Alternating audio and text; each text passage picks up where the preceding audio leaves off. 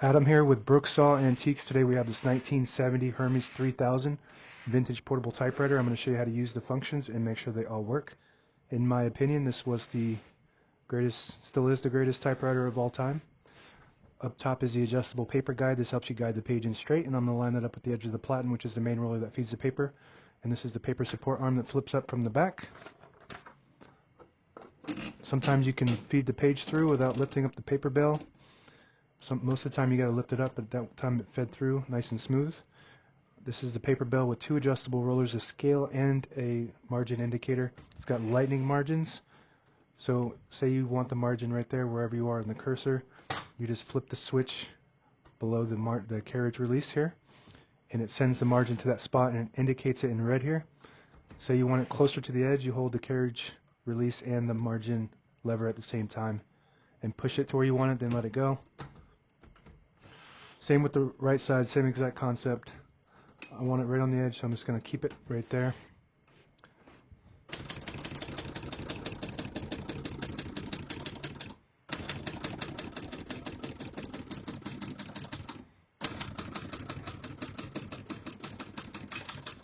Once you hear the bell, you're at the end of the margin. Hit this line space, get you back to the beginning, and skips 1, 1.5, or 2 spaces. Right now we have it on single, but if you want 1.5, you just flip that switch forward. It skips 1.5.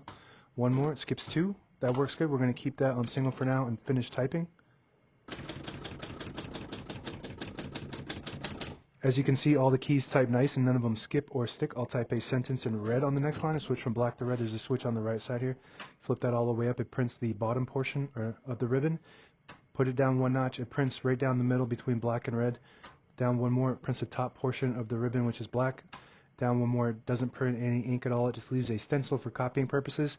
And as you can see, the actual sticker that shows the line, the colors is missing. But that's okay. You can just memorize it. So I'm going to put it on black for the second option there. Actually, I'm putting it on red, so I'm putting it all the way up top for red.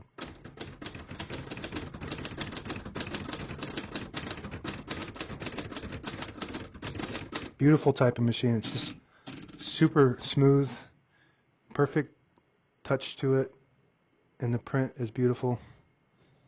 It's about as clean as you can get with print. And like I said earlier, this is just all around the best typewriter as far as I would say looks, smoothness, function, precision when it comes to the keys, print, and everything. And it's easy to work on for mechanics. Pretty much every mechanic that knows how to do typewriters can fix these. So very easy to do maintenance on. To pull the page out easy, there's a switch on the right side here. You flip that forward and it unlocks the rollers underneath the platen, allowing you to pull the page out easier, a little thicker paper like carbon copy or cardstock. We're going to put this down for now and flip back the paper release and put the color back on black, which is the second option from the bottom. Shift on each side and a shift lock on the left. To clear that, just hit the shift button again. Backspace on the top left. Very smooth. Tab set along the top here. So right now we should have a couple tabs set, I believe. And the harder you press this, the more drag you're going to get. So if you want less drag, then don't hit it so hard. We're going to clear all the tabs by hitting all clear. So now we shouldn't have any. It's got a really nice drag though. I don't like a lot of drag because a lot of the typewriters, it'll slam all the way to the end when you hit the tab key, causing wear and tear on your typewriter. So I always like to set one somewhere in the middle.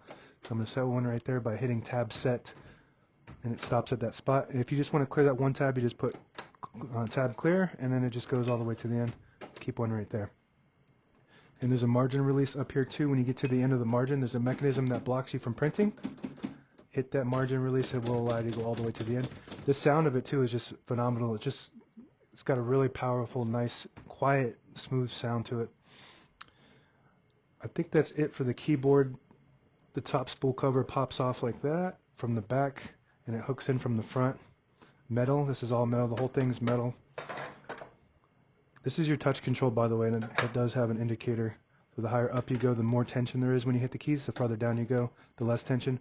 And you just want to play with that to determine what your touch style is, the way you enjoy the pressure on the keys and all that.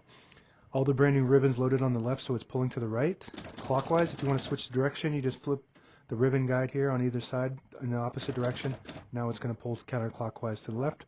We're going to move that again so we keep it coming to the right. And the put this back on, you just hook these two front hooks in first, and then just push the top down from the top like that. On the right side of the carriage is the carriage release. Super smooth.